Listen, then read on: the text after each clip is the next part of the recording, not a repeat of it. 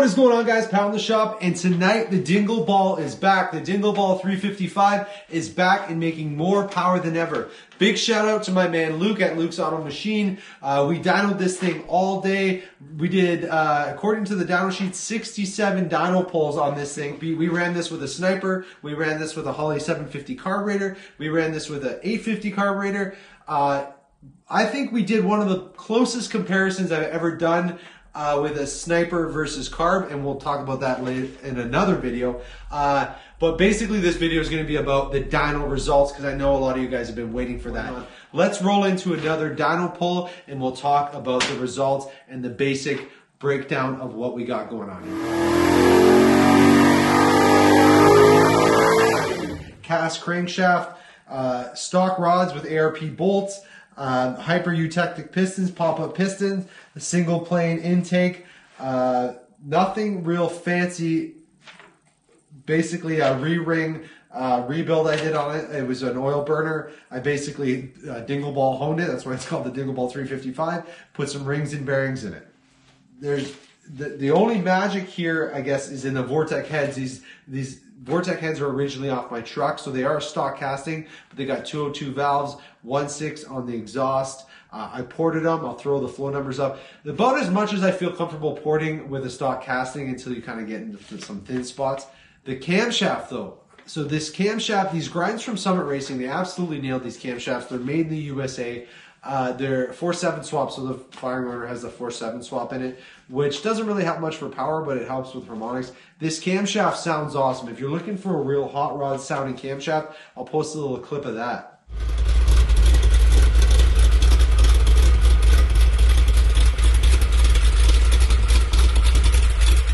It does idle with less than ideal vacuum, even with this 11:1 compression.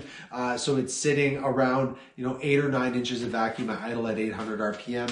Obviously, you're not in a into power brake friendly territory with that, but it does have that really sweet kind of thumpy hot rod sound to it. And this camshaft works. It's not like it's all sound and no go. This camshaft works. Wait till you see the dyno numbers on for what it is. The lifters we used were Howard short travel lifters.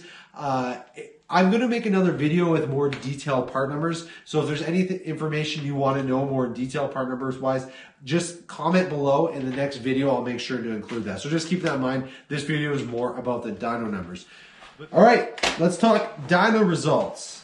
We ran this thing on 94 octane fuel. Earlier in the day, we did run it on 94 octane mixed with some VP additive to bring up the octane until we got everything tuned in, but it ran just fine on 94 octane fuel. Made best power with 35 degrees timing. We might have been able to tick a little bit more in there, but I didn't want to push the limits of it. They're just hyper pistons, but we didn't show any sign on the plugs of detonation like that.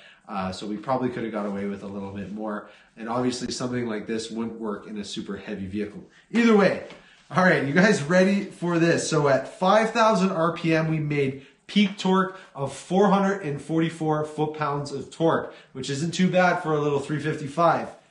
482 horsepower at 6,500 RPM. Not too shabby for a flat tappet cam, real budget build. Oftentimes you'll spend more on a set of aluminum heads than I did on this engine of used parts, and we were able to crank out 482 horsepower. For something with a hydraulic flat tappet cam, we showed no signs of any sort of valve train distress, valve spring issues. The thing just buzzed up to, I think that we took it up to 67, I think 66, 67. I have to check the charts.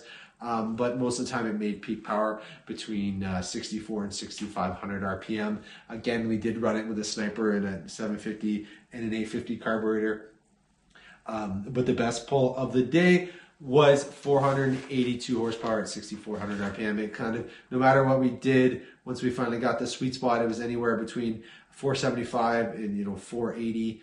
And the torque was between 437 to 445, somewhere in there. So pretty decent little motor, if you ask me, for something that's been thrown together with used parts. When you can hit, we're starting to creep up on the 500 horsepower mark with a stock, Vortec casting.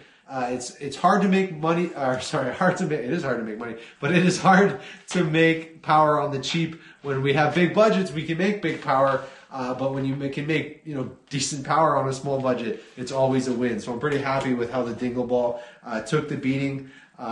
67 dyno pulls and cranking out 482 horsepower. We can't complain. It's a good day. So there you go, guys. The Dingle Ball 355. We're cranking out over 480 horsepower, over 440 foot-pounds of torque. Let me know, did that exceed your expectations? Did you think it was going to make more power than that? We do have the Dingle Ball 2.0 coming out, which is the roller cam version of similar things going on. It's going to be a cool comparison, and I'll get into more detail about that. If you're new to the channel, please hit that subscribe button. I appreciate you guys, the subscribers, and this is why we're doing this stuff. You guys like it. I enjoy doing it, and all the subscribers definitely helps, and I appreciate every one of you. So thanks for checking out the video, sticking around to the end.